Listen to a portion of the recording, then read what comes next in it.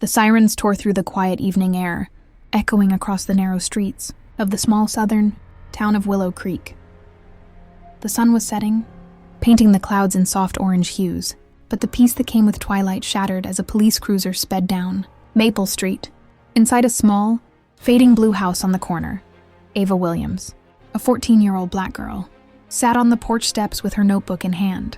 She was sketching, something she did every evening after finishing her homework. Drawing was her escape. The world made sense when she could turn pain into pencil strokes and colors. Her grandmother, Ruth Williams, watched her from the kitchen window with a tired but loving smile. Ruth had raised Ava ever since Ava's parents died in a car accident when she was only 5. Life hadn't been easy. The bills piled up. Ruth's knees ached from years of cleaning houses. But Ava was her light, her reason to keep going. As Ava sketched, a commotion stirred at the end of the street. 2 police cruisers stopped abruptly. Officers jumped out, shouting to each other. Ava turned her head, confused. She could barely make out their words. "Stop, you fit the description." Before she could process what was happening, the officers were running toward her. Ava froze, clutching her notebook to her chest. "Ma'am, step away from the girl." One of the officers barked at Ruth, who had rushed out onto the porch. "What's going on?" Ruth demanded, her voice trembling with disbelief. "She's just a child." The officers didn't listen. One grabbed Ava's arm roughly, pulling her up from the step. Her notebook fell, pages scattering in the dirt. "Ow, what did I do?" Ava cried out, tears welling in her eyes. "You're under arrest for shoplifting, and resisting arrest earlier. At the downtown mall," the officer said sharply, cuffing her hands behind her back. "That's impossible," Ruth shouted. "Ava hasn't been anywhere today. She was home all day, ask anyone." But they didn't. The neighbors peeked from their windows, whispering, filming on their phones, doing nothing.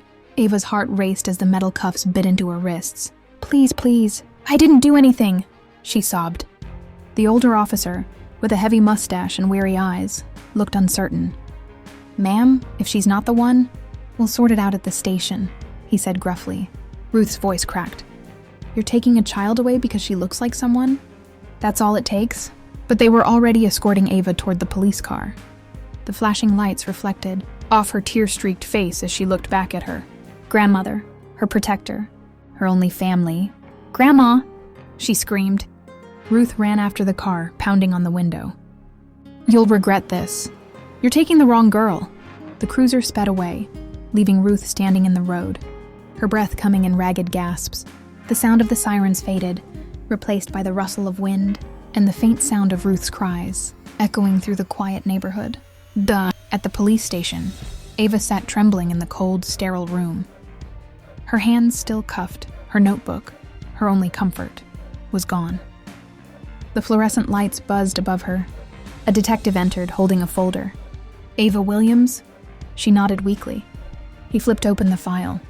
"You were caught on security. Footage at the downtown mall around 3 p.m. You stole from a boutique and assaulted a security guard." Ava's lips quivered. "Nope, that wasn't me. I was at home. I don't even go to that mall." The detective frowned. "Then who was it?" "The girl in the footage looks just like you." Ava wanted to scream, to make them see reason, but her voice was small. "I swear, sir, I didn't do it." Outside the station, Ruth wasn't resting. The moment Ava was taken, she'd called the local news, then her pastor, then anyone who would listen. "They took my granddaughter by mistake," she repeated again and again. "Most people sympathized, but few acted. It's just a misunderstanding, Ruth," they said. "It'll clear up soon." But Ruth had lived long enough to know better. She'd seen this story too many times before. Black kids mistaken, accused, and broken by a system that didn't care to look twice. She wasn't about to let Ava become another name in the headlines. By midnight, Ruth had gathered what little savings she had, got on the bus, and rode downtown. The moment she stepped off, her old body ached, but her spirit burned fierce. She marched into the precinct, demanding to see her granddaughter. "Ma'am, visiting hours are over," the officer at the desk said coldly. "You're going to open that door," Ruth replied, her voice steady but sharp as a blade. "Because if you don't by morning, this whole town's going to know how your department arrested a child for no reason." The officer hesitated. Something in Ruth's eyes, an unbroken ancestral fire, made him pick up the phone. Minutes later, Ruth was led down the hallway to where Ava sat alone, shaking. The sight broke her heart. "Grandma!" Ava cried as Ruth rushed forward and held her. "It's okay, baby," Ruth whispered. "I'm here now." She turned to the officer. "She's not talking to another soul until she gets a lawyer." The officer looked irritated. "Ma'am, we just need to clear up a few things." "No," Ruth cut in firmly. "You had all the time in the world to figure out you grabbed the wrong girl. Now you'll wait." She pulled out her phone and began recording. "Say hello to the internet, officer," she said, her voice trembling with fury.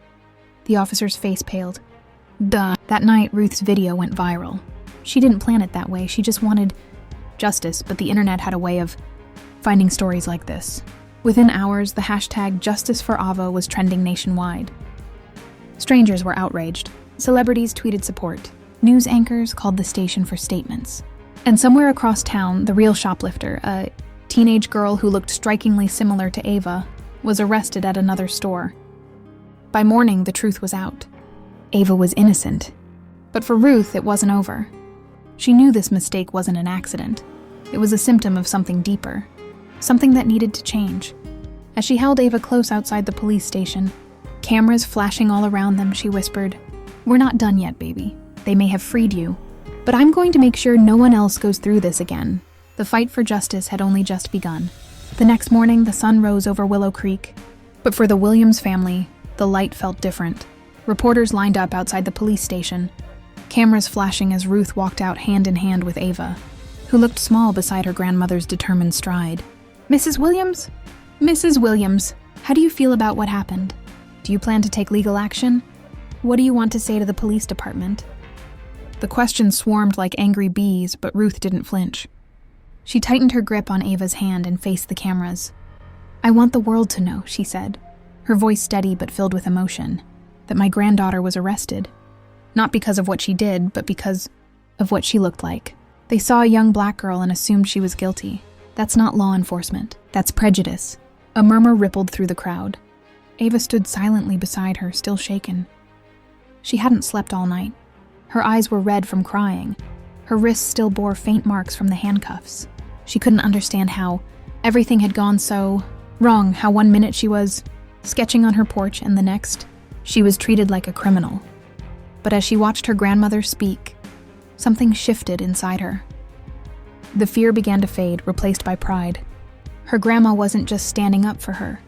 She was standing up for every kid who'd ever been judged unfairly. Duh. That same day, the video Ruth posted the night before hit over 10 million views. Hashtags spread across Twitter and TikTok. "Justice for Ava," "Faster say her name," "Wrong girl, right fight." News outlets picked up the story. People were outraged that a 14-year-old girl could be arrested without evidence. Celebrities began tagging the police department, demanding answers. By afternoon, the Willow Creek police chief, Mark Reynolds, was forced to hold a press conference. "We deeply regret the incident that occurred," he said stiffly. The officers involved followed procedure, based on witness descriptions and surveillance footage. However, we acknowledge the distress caused to Miss Williams and her family. An internal review is underway. It sounded rehearsed, empty. Reporters immediately shouted questions. "Chief, is it true that officers refused to verify her alibi before the arrest? Why was she cuffed so aggressively? Would you have done the same if she weren't black?" The chief dodged, offering vague answers and bureaucratic phrases. But Ruth wasn't done. When her turn came, she stepped forward, microphone trembling in her hand. "Your officers didn't follow procedure," she said firmly. "They followed assumptions. You didn't see my granddaughter as a child. You saw her as a suspect. And until you fix that kind of thinking, no apology will mean a thing." The crowd erupted in applause. Ava watched from the side, tears in her eyes, not from sadness this time, but from awe. Her grandmother was fearless. That evening, they returned home to find their yard covered in flowers, cards and posters from neighbors and strangers alike. Some had driven from nearby towns to show support. One woman, holding her own daughter's hand, said softly, "My little girl saw what happened and asked me, 'Mom, could that happen to me?' Thank you for standing up. You made us all braver." Ruth hugged her, her heart swelling.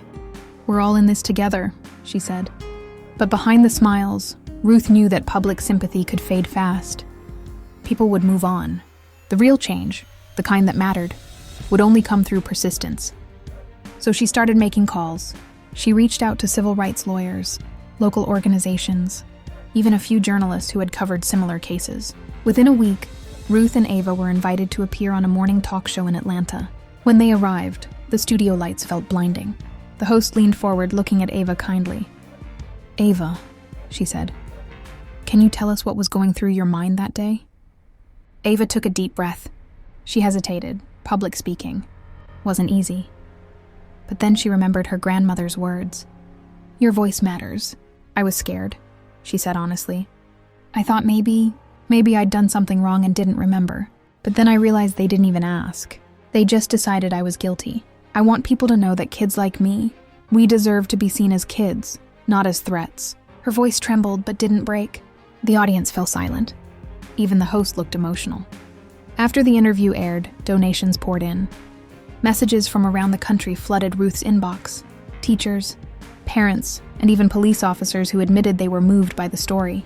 But not everyone was supportive. On social media, a small but loud group of commenters accused Ruth of playing the race card. Some even defended the officers, saying they were just doing their jobs. When Ruth saw those comments, her heart sank. For a moment, she considered staying quiet again. But Ava's courage pushed her forward. She decided to respond not with anger, but with action. A week later, Ruth organized a community forum at the local church. The theme was Seeing Beyond Stereotypes. Hundreds showed up, black, white, young, old. The police department sent representatives, and at the front of the hall stood Ruth and Ava, ready to speak. But even with the support, Ruth's journey wasn't over. Her lawyer, David Harper, called her with news. "We can file a civil suit?" "Ruth, what they did was unlawful detention. The city might try to settle quietly, but if we go public, we could force a policy change."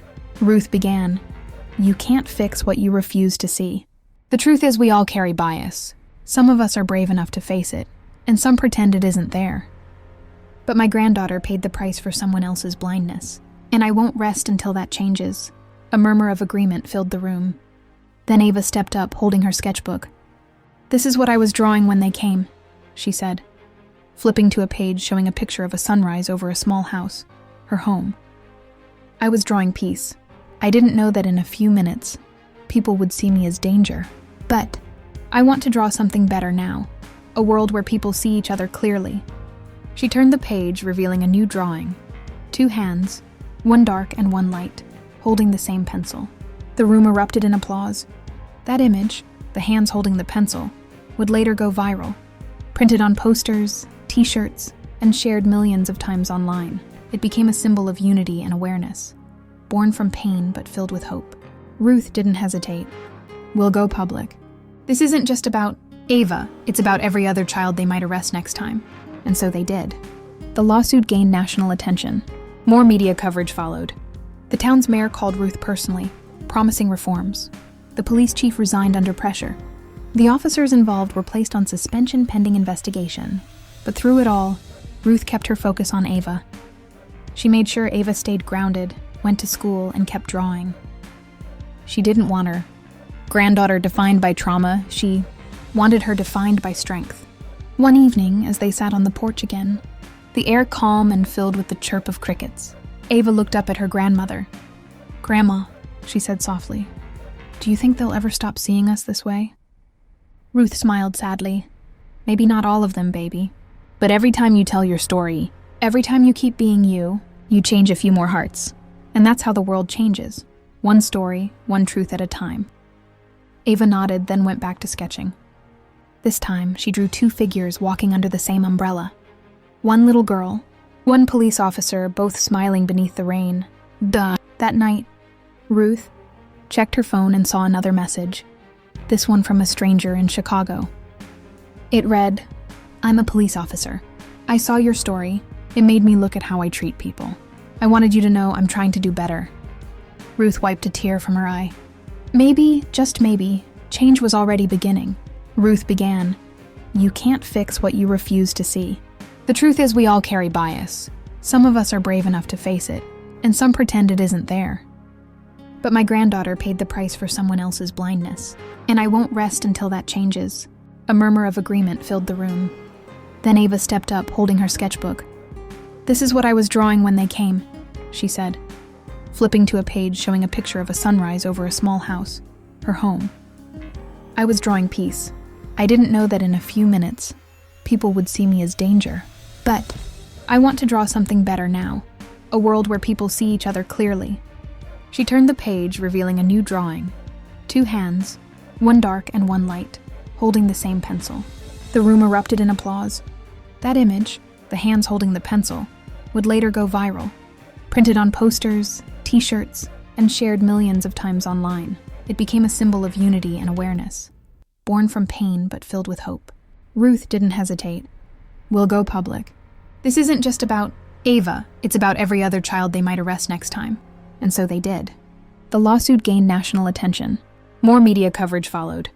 The town's mayor called Ruth personally, promising reforms. The police chief resigned under pressure. The officers involved were placed on suspension pending investigation. But through it all, Ruth kept her focus on Ava. She made sure Ava stayed grounded, went to school, and kept drawing. She didn't want her granddaughter defined by trauma. She wanted her defined by strength. One evening, as they sat on the porch again, the air calm and filled with the chirp of crickets, Ava looked up at her grandmother. "Grandma," she said softly, "do you think they'll ever stop seeing us this way?" Ruth smiled sadly. "Maybe not all of them, baby. But every time you tell your story, every time you keep being you, you change a few more hearts. And that's how the world changes. One story, one truth at a time." Ava nodded, then went back to sketching. This time, she drew 2 figures walking under the same umbrella. One little girl, one police officer, both smiling beneath the rain. That night, Ruth checked her phone and saw another message, this one from a stranger in Chicago. It read, "I'm a police officer. I saw your story. It made me look at how I treat people. I wanted you to know I'm trying to do better." Ruth wiped a tear from her eye. Maybe, just maybe, change was already beginning. Months had passed since the night that turned Ava's world upside down. But in many ways, that single mistake had become the spark that lit a fire of change. The Williams house was different now, not in looks, but in spirit. The front porch, once quiet and tucked away from the world, was now a gathering place. Neighbors stopped by to drop off letters. Journalists requested interviews. And community leaders came seeking advice. And through it all, Ruth never let her purpose fade. She kept her promise to make sure no other child went through what Ava had endured. A new beginning. One crisp fall morning, Ruth and Ava stood in front of the newly renovated Willow Creek Youth Center. The city council had partnered with a national foundation to open it, inspired by Ava's story. A large banner hung over the entrance. The Ava Williams Center for Hope and Equality. Ava froze when she saw her name. "Grandma," she whispered, eyes wide. "They named it after me?" Ruth smiled and nodded. "Yes, baby, because you showed them what strength looks like." The moment was overwhelming. Cameras clicked, reporters called her name. But all Ava could think about was the journey that brought her here. The fear, the pain, the courage, the love. Inside, the walls were painted in bright colors, filled with art from local children. At the center of the main hall hung Ava's drawing, the one with 2 hands holding a single pencil. Below it, a plaque read, "When we draw together, we erase the lines that divide us." That day, Ruth gave a speech to the crowd. "I'm not a politician," she began. "I'm a grandmother. I've lived long enough to see the world change, and to see how far we still have to go. But what happened to my granddaughter taught me something powerful. Change doesn't start in city halls or courtrooms. It starts in hearts, in how we see each other, and how we treat each other." She looked at Ava, who stood proudly beside her. "This building isn't just a center. It's a promise that our children will grow up free, safe, and seen." The crowd erupted into applause. The police officer returns. A week later, something unexpected happened. While Ruth was tending to her garden, a familiar car pulled up to the curb. A tall man stepped out, Officer Daniels, one of the 2 who had arrested Ava. Ruth's heart tensed. For a moment, old anger stirred, but she waited silent. Daniels approached slowly, his uniform crisp, his eyes uncertain. Mrs. Williams," he said softly. I know I'm probably the last person you want to see." Ruth didn't answer. She studied his face. The same man who'd once placed handcuffs on her granddaughter, but now he looked different. The arrogance was gone, replaced by regret. "I came to apologize," he continued. "No cameras. No media, just me. I was wrong, ma'am. I should have seen her as a child, not a suspect. I've replayed that night over and over. I even went through bias training after the review board's report. But training didn't fix what I did. I wanted to tell you face to face, I'm sorry." The sincerity in his voice was real. Ruth could feel it. She took a deep breath and said quietly, "Do you know what forgiveness means, Officer Daniels?" He hesitated. "I'm not sure anymore." "It means you understand the pain you caused," she said. "And you work every day so no one else feels it again." He nodded, eyes wet. "I'm trying. I joined the community outreach program at the new youth center. I want to help." Ruth looked toward Ava, who had just come outside holding her sketchbook. When Ava saw him, she froze. The air felt heavy with memory. Daniels knelt down to her level. "Ava, I know I can't undo what I did, but I'm here to learn, if you'll let me." Ava stared at him for a long time. Then slowly, she opened her sketchbook and tore out a page, a drawing of the youth center, surrounded by children of all colors holding hands. She handed it to him. "You can start by hanging this somewhere you'll see it every day," she said. Daniels took it with trembling hands. "I will." Ruth watched them, her heart heavy but hopeful. Change didn't happen overnight, but this, she realized, was how it began. The viral moment. 2 months later, the youth center hosted its first major event, a unity fair, celebrating diversity, kindness, and courage. Kids sold crafts, sang songs, and performed plays about empathy. As Ava stood behind her lemonade stand, a small tribute to her old dream of running her own business, she smiled at the irony. Once people had laughed at a little black girl selling lemonade. Now people lined up to buy from her, not out of pity but admiration. That afternoon, as she served a cup to an elderly woman, a familiar deep voice spoke from behind. "How's business, Miss Williams?" Ava turned and saw CEO Richard Coleman, the same philanthropist who'd seen her story online months ago and funded the youth center. Her face lit up. "Mr. Coleman, you came?" He smiled warmly. "Of course. I had to see this in person. You've done something remarkable, Ava. You turned pain into power." He looked around at the fair, at the laughter, the diversity, the sense of community. "You've created more change here than most leaders manage in a lifetime." Ava blushed. "I just wanted kids to feel safe." "That's what real leadership is," he said. Then in front of everyone, he raised his voice slightly and called out, "Ladies and gentlemen, I'd like to make an announcement." The crowd quieted. "I'm proud to share that our foundation will be awarding Ava Williams a full scholarship for college, wherever she chooses to go." The crowd exploded in cheers. Ava's eyes filled with tears. Ruth hugged her tightly, whispering, "See, baby? The world's finally catching up to you." Someone recorded the moment. Within hours, the video of Ava, crying in her grandmother's arms, spread across the internet. Again, viewed millions of times. But this time, it wasn't a story of injustice. It was a story of triumph. Late that night, after everyone had left, Ruth and Ava sat on the porch again, the same place where their story began. The cicadas hummed in the background. The stars hung bright over the quiet town. "Grandma," Ava said softly, "do you ever think about that night? When the police came?" Ruth sighed. "Every day, but not with anger anymore, with gratitude." "Gratitude?" Ava asked, surprised. "Yes," Ruth said, smiling faintly, "because that night showed us who we are. It showed me your strength, your courage, your light. You turned their mistake into a movement." Ava leaned her head on her grandmother's shoulder. "I just hope people remember it for the right reasons." "They will," Ruth said, "because the truth lasts longer than outrage." A cool wind brushed past them. Somewhere in the distance, the faint sound of children laughing echoed from the youth center. Ava looked up at the stars and whispered, "Thank you." "For what?" Ruth asked. "For believing in me when no one else did." Ruth smiled. "That's what grandmas are for." Epilogue. Months later, at a ceremony in Washington, D.C., Ava stood on stage receiving the National Youth Courage Award. Her story had inspired thousands. New policies for Juvenile handling were being drafted across several states. As cameras flashed, she took the microphone and said, "I once thought being seen was enough, but I've learned that being understood, that's what really changes hearts. I don't hate the people who hurt me. I just want them to see what I see when I look in the mirror. Not fear, not guilt, but humanity." The audience gave her a standing ovation. Ruth watched from the front row, tears streaming down her face. The girl they once called a criminal had become a symbol of compassion, justice, and hope. And as Ava walked off stage, clutching her award, she smiled to herself, because she knew this wasn't the end of her story. It was only the beginning,